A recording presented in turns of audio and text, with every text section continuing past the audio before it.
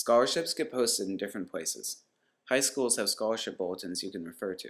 Individual companies and organizations may also list their scholarship offers on their website, or if you call them.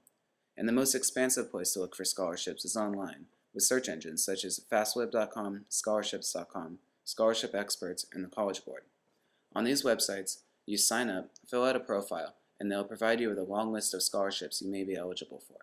It is then your job to sort through these and determine which ones you have a shot at getting. Another good resource for information on financial aid is the website finaid.org. And to best use your time, the best way to use your time is then to go through and just read very quickly what are they asking for. And I think it's important to, through this process, to do some self-reflection, to think about what are your strengths, what are your areas of passion and interest, what are your goals, and using those as criteria for figuring out what scholarships fit you. I think when you read those short paragraphs, you'll find out, oh, very quickly, this one fits me, or this one doesn't, and then you can make a quick decision there. There are plenty of scholarships where the GPA is below, maybe it's a 2.5 minimum, maybe it's a 3.0, but we're not talking about 4.0 students who can apply for these scholarships. There are also scholarships that have nothing to do with your grades or your academic performance. They are solely based on service. They're based on perhaps you had, someone in your family went through a certain experience or was a war veteran, or you went through cancer as a child, or you have asthma, or you have, there are scholarships for people who have, all these various ailments, and that's going to narrow the pool of applicants right there. Your test scores and your GPA are important, right? Because it's just part of the process of applying to college. You want to be competitive. You want to do the best that you can. But when it comes to scholarships, really, it's what are you doing with your time, both in school, before school, and after school? Are you spending that time volunteering, or are you spending that time playing a sport? Are you spending that time working a job because you have to support your family? These different areas. So for students that don't feel like they have the best grades or the best test scores in the world, find ways that you can contribute to your community. Incurring debt is intimidating, and it raises the stakes of your education. But with your own will and motivation, as well as a strong commitment by the federal government to helping students through this debt, loans can be an effective way of investing in your future. Here, I will briefly describe some of the different loans available and how they work. But keep in mind, if you decide to take this step, please do your own research and consider your own personal financial situation. Some states have their own loan programs, as do private lenders, but the most student-friendly loans are through the U.S. Department of Education. The repayment period for any type of student loan begins 6 months after you leave college. Even if you do not graduate, you still have to repay your student loans. Perkins loans are the most favorable loans, and are only available to students who demonstrate considerable financial need. With Perkins loans, the government covers the interest that accrues, or builds up while you're in college. Once you begin repaying them, there is a 5% fixed interest rate during the repayment period. The other common type of loan is a Stafford loan.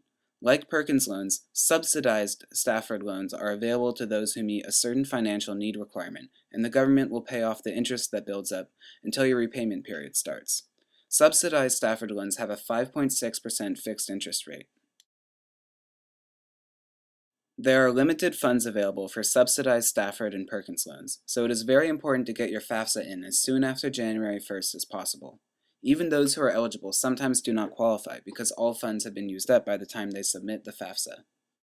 Unsubsidized Stafford loans are available to everyone who fills out the FAFSA.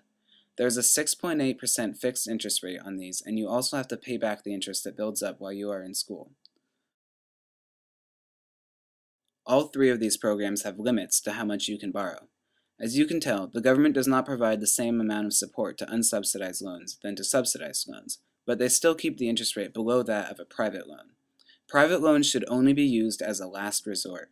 They have higher interest rates, there is no cap on how much you can borrow, and can lead you into serious future financial trouble if you are not careful.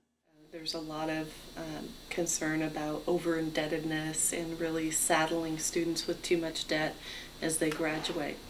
However, if loans are the only means by which a student can access higher education, it's a good investment.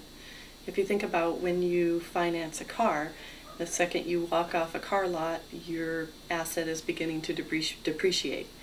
With your education, that is only going to help you we would hope, improve your earning eligibility over time. So as long as students understand that they do need to be paid back and there is that repayment obligation, and they're cautious about what level of debt they take on, I think they should consider it if it's really going to provide them access to that opportunity.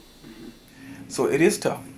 The economic situation is daunting nowadays, but you have to know that there is money for families to take advantage of, and you have to know that in general. Even if you don't know the details, and that's when you get in contact with your local financial aid person, or there may be a counselor at your particular high school that you can get in contact with. Start there. Let them begin to give you some information that lead you down the road. Yes, it is feasible. It is not without fraught and worry and being overwhelmed with all the terminology and paperwork. There are many programs, but with many programs come, more you have to wade through and understand. Again, completing the FAFSA early, communicating and visiting with the college will help alleviate that process tremendously. Everyone can go to college. Everyone, if they are interested in going to college, should go to college. It's a matter of where do you want to go and how will you fund it, and deciding among all of the options what's the best package for you.